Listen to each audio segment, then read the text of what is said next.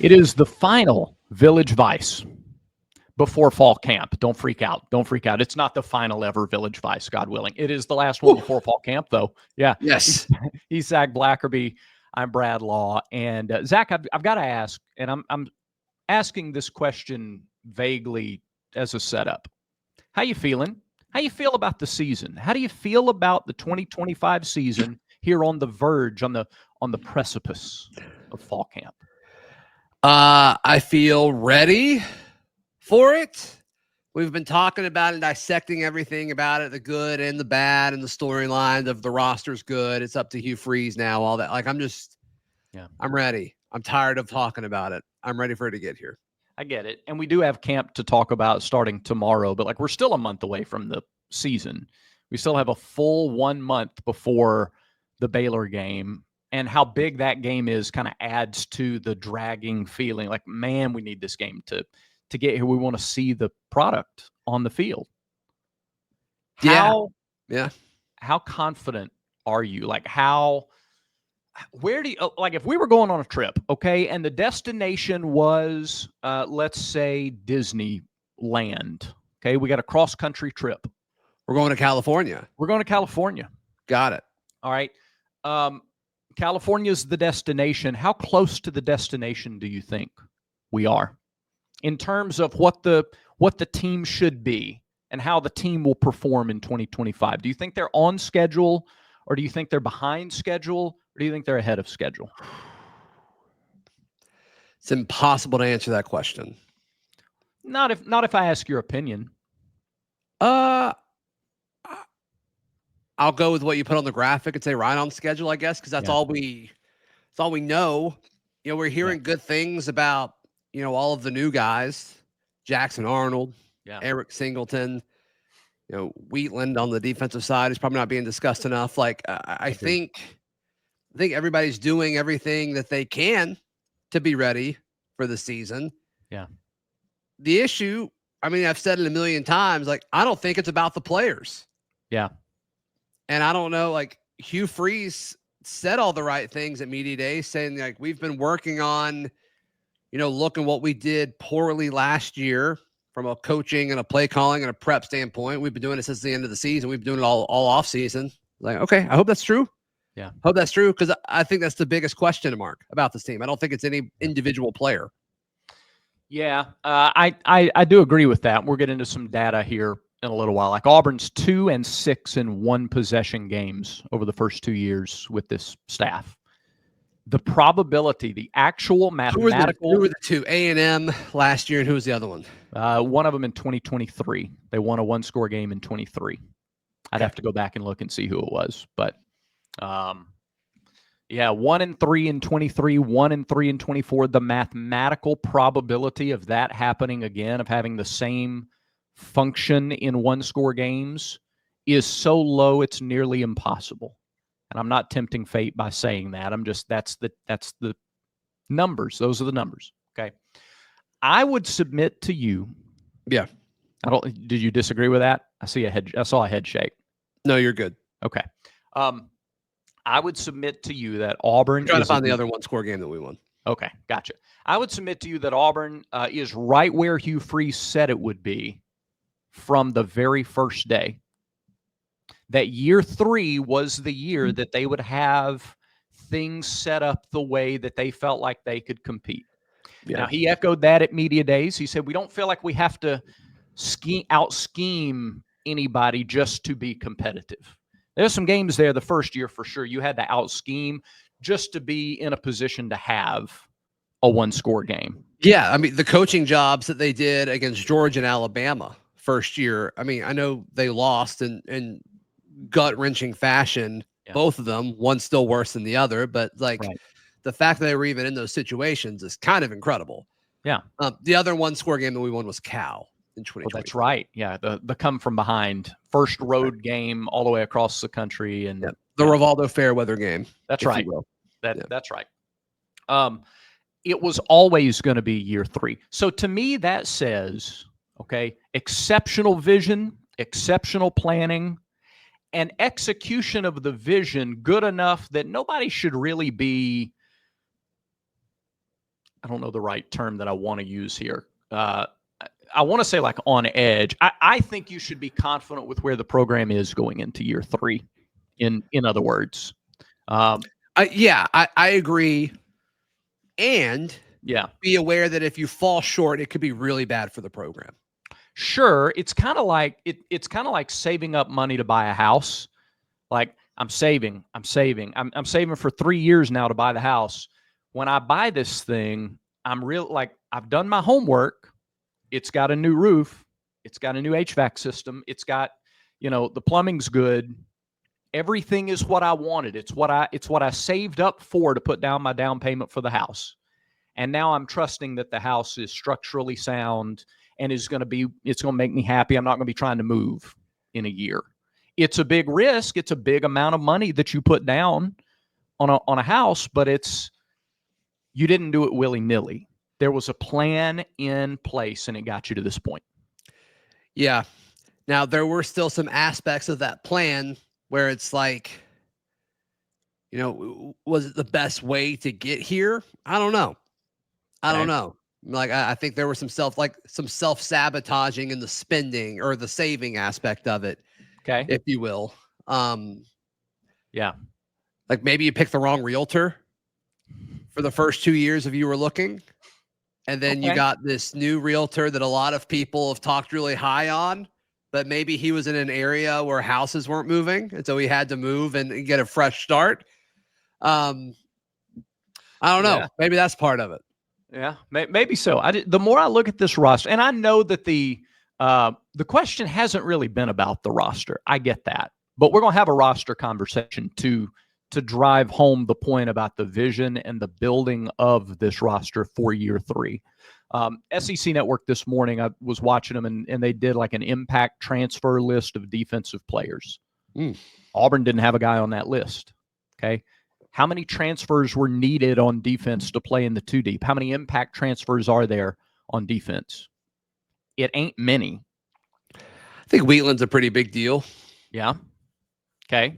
That might be it. Yeah. So most of the impact players on defense were recruited out of high school, and a lot of them played a lot last year. And we did a show much earlier in the summer about how, like, if really any of 3 or 4 guys take the kind of jump from freshman to sophomore year that we saw, say, Keldrick Falk and Connor Liu take from freshman to sophomore years, man, that's monstrous for this team. So they've built it that way. Now on offense, you're going to have more impact players from the portal because it's the nature of offense. That's the nature of college football, more impact play. But still, your high school recruited players are your number 1 and number 3 wide receiver, your number 1 running back if it's Alston or Cobb, your number 1 tight end if it's Frazier, 2 of your 5 offensive linemen recruited out of high school by Auburn. But the higher touted linemen, as we've talked about, haven't had to play yet. They are depth pieces. Right. Because they pulled from the portal efficiently. So again, the construction of this roster isn't, you're not grasping at straws for confidence with this roster. This is exactly where they were supposed to be going into fall camp number 3. Yeah, I mean, this has been the plan all along, like you said. I mean, that's what a lot of people said. It's going to take a 3-year build. Internally, it was all about year 3, but you're going to do what you can to win, obviously, in the first 2, and that didn't work out. But everything's been about this class that's now about to be, juniors with all these guys that you flipped the first month that you were here. Keldrick, Connor, Kayan, and then obviously with what they've been able to do with the true freshmen last year that are now true sophomores. Like, it's just, I mean, that's half of your team. It feels like, and that's the core of this team. And you're going to have some true freshmen that play a good bit this year too, just because they're too special, too good to keep off the field. But yeah, I mean, you said it, anybody who like takes shots at Auburn's roster, I just think you're wrong. Yeah. Now they may underachieve, but I really don't think it's because of talent or depth. I think it comes down to coaching. And that's the biggest question mark about Auburn football right now. What do you think Auburn's record was in 1-score games in 2022? I'm just making a comparison. You said they were 1-3 last year, 1-3 in 23. They're 3-2 in 2022. Actually won 3 one-score games in 22. Now, whole separate argument is they should have had a better roster and been built up better and not had to play 5 one-score games. But I don't think the issue with Harsin was his coaching. I think the issue with Harsin was roster management and program management. Right. Yeah. Correct. Yeah. No, I think Harsin, if he ever gets to the NFL, I think he'll be a fine coach. Yeah. No, fit matters, doesn't it? Fit matters. Yeah. So, all right.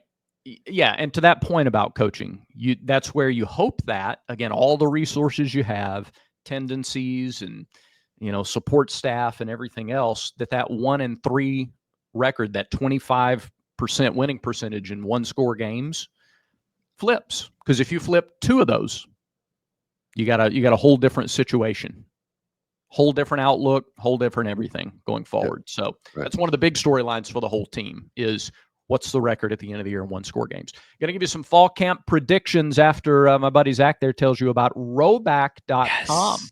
Rowback, use promo code VICE20 for 20% off at Rowback.com, your one-stop shop for all of the best-looking, most comfortable gear you can imagine. They've even got Auburn stuff in their game day collection, so get right for the season. Once again, Rowback.com, use promo code VICE20 for 20% off your order. Get your game day stuff. We want to see you in that Rowback on September 6th for kickoff on the Plains against Ball State. I'm going to ask you for 2 fall camp predictions. Okay. Let me give you one of mine first. All right. Just going to throw it out there. I didn't tell you I was going to do this. I think Hugh Freeze's first question is going to be about Malcolm Simmons, even though he will address it before actually taking questions. That's my 1A. My 1B, Zach, is that the Alabama media machine will blast Auburn no matter how logical or reasoning, no matter how reasonable, no matter what the decision is, one way or the other. We will find out. But I think that that Alabama media machine is already ready. They're loading up the cannons, and they're ready to fire no matter what. That is the AMM way. So be ready for it. It's coming. Just know that it is coming, no matter what the decision is. Yeah. I do agree that Malcolm Simmons will be discussed largely across the state for sure. For sure. I think that's a good prediction. I think, for those who don't know, Hugh Freeze will address the media Wednesday morning, tomorrow morning, and then the media will get a little bit of a practice window to check everybody out. So you should hear a lot of stuff coming out from Auburn mid-morning tomorrow. That'll be fun. That'll be good. But yeah, I agree with that. I think Hugh Freeze will mention, I think he has to mention Malcolm Simmons and his status. And then, we'll see, a few minutes later if he's out there or not, even if Hugh Freeze doesn't. But I got a feeling he's going to either say he is out there or he's not. You're going to know a lot. Other places that they are expecting him to be out there. That's what I've heard as well. We'll see. We'll see what happens. To that point, we haven't really dived in deep into it, and there's no real benefit that comes from diving down into the weeds deep into it. But I'll say this. People aren't making decisions about players and their future. And when it comes to matters of law enforcement, you don't make those willy-nilly. You make those decisions, whatever they are, with the advisement of legal counsel and Title IX people and a lot of people. You're not flipping coins to determine futures of human beings. Yeah, and this is one of those things that it seems like it's going to be handled for you. I don't even know if Hugh Freeze will need to make that much of a decision. I think either the legal ramifications and the early reports are true and it's awful and it'll be handled, or they're not true. Yeah. And you hope and pray everyone's okay regardless, and it'll still be handled. So at the end of the day, there's not really so many people ask, why aren't you talking about this and all that? And it's what is there to talk about? It's what we just said. Obviously, if Malcolm is not on the team, that's brutal. And if he is on the team, okay, you got to think that they did their research and they got the facts from authorities, and that's that. I don't know. I don't know. It feels irresponsible to really like dive super into it until a decision is made publicly by Auburn. And in other words, we want conflict so badly. We want there to be this great moral decision. There's not. There's not a great moral decision to be made. There's facts, and then there's speculation. And again, you don't. Yeah, and there's also just this assumption of like everyone thinks they know everything because they read a tweet. Yeah, and it's like the tweet could be correct. Like your assumption of everything could be correct, but it's not guaranteed that it's correct. And so, like, just because. I hate dancing around this stuff. You've seen articles out there. You've seen like doesn't mean anything. That nobody is. It could be right. They could be right. Right, but it also may not be. Again, just because it's said in a tweet or otherwise, it doesn't mean necessarily that that's the whole picture. And nobody is owed anything until they feel like they have enough of a foundation to speak publicly. Correct. Which will happen soon. So yeah, no, I mean we'll probably know tomorrow. They'll get a pretty good idea of it tomorrow. So agreed. All right. So there's that fall camp prediction. Do you have a fall camp prediction? It can be a hot take or not a hot take. There's so many. Yeah. Deuce Knight will win the QB2 job. Okay. Over Ashton. Yeah, I could see that. And then, boy, does Auburn have the best like QB3 situation. Crazy. Regardless of the outcome, they've got an incredible QB3 situation. That quarterback room is phenomenal at this point.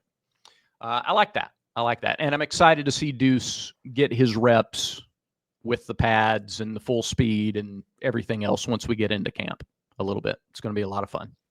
Speaking of quarterbacks. Yes. Let's talk about the Baylor game. Because the team Auburn puts on the field on August 29th will not be the exact same team it puts out on the field September 20th at Oklahoma. And I don't think there's a lot of reason to hash out position battles with Ball State or South Alabama. Yeah. So we're talking about the Baylor game. Jackson Arnold versus Sawyer Robertson. I give you the choice of those two quarterbacks to take for a season. No, I don't want to go a season. Just those two quarterbacks head to head. With no other context. Who are you taking and why? Between Jackson and Robertson, is that what you're asking? Yep. Game one, I would probably take Sawyer Robertson. Why? Love the conversation. This is a phenomenal.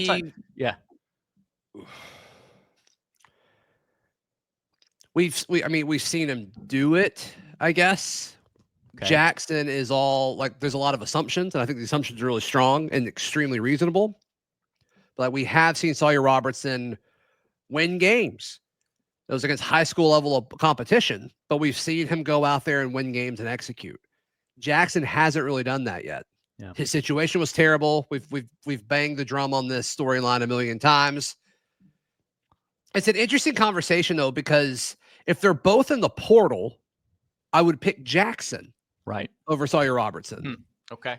But as far as like game one, start of the season, who do you take?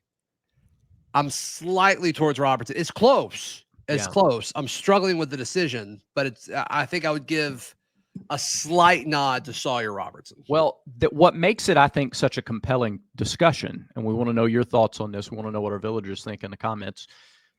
They're such different quarterbacks. They're different styles. Robertson's the 6'4" drop back passer.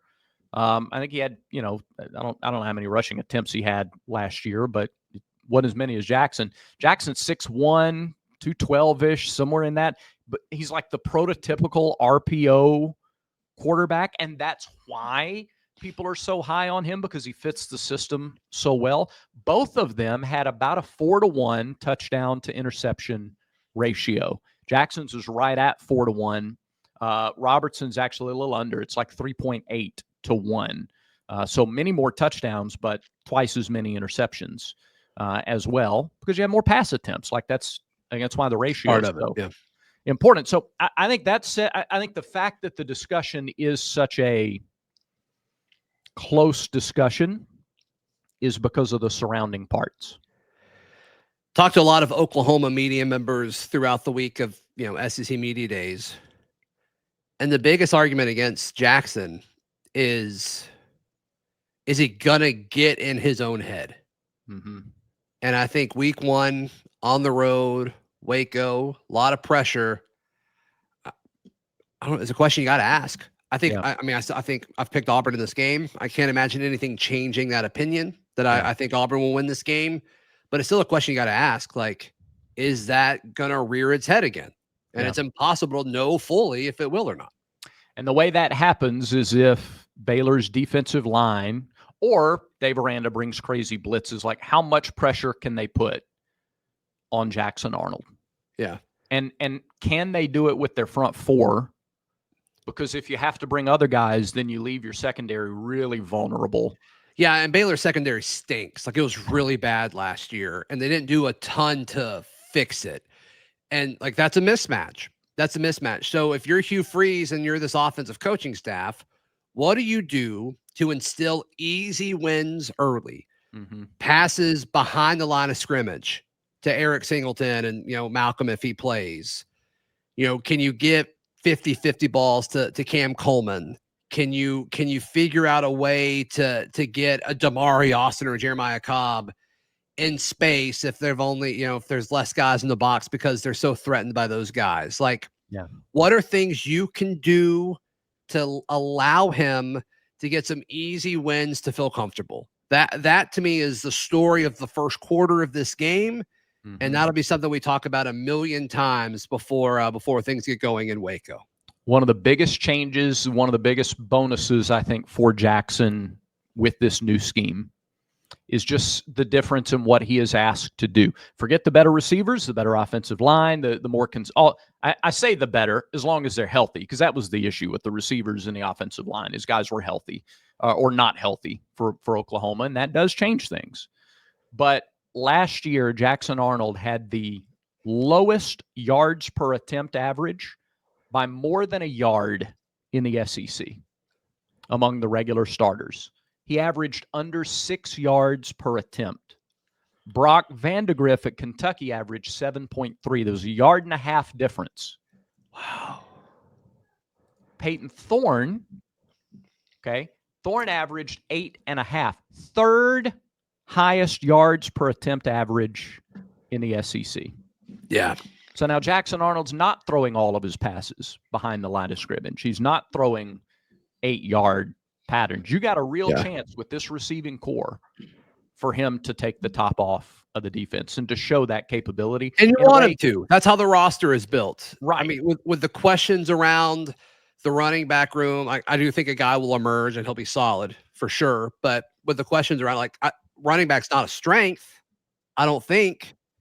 We'll see what happens. Yeah. But the strength of this offense is the wide receivers. Find ways to get it to them. I don't care if it's 40 yards downfield. I don't care if it's behind the line of scrimmage. I don't care if it's right at the sticks. It doesn't matter. Right. Find a way to get them the football. Yeah. The receivers can take a 5-yard pass and turn it into 40 pretty quick, too. Some of them can, 100%. Yeah. So I think that's also one of the big things, too. As the season plays out, watch those yards per attempt. The kind of passes that Jackson Arnold is throwing will be a lot different than the kind that he was asked or forced to throw a season ago. Yep. So, all right. That's a lot. Do it for today's show. It's a lot crammed in before fall camp. Yeah. Last one before fall camp. I think everybody's ready to go, and we're going to have a lot more conversation throughout the week as fall camp begins. We thank you for watching. We thank you for commenting. Remember, until next time, everyone has vices. Make sure Village Vice is one of yours.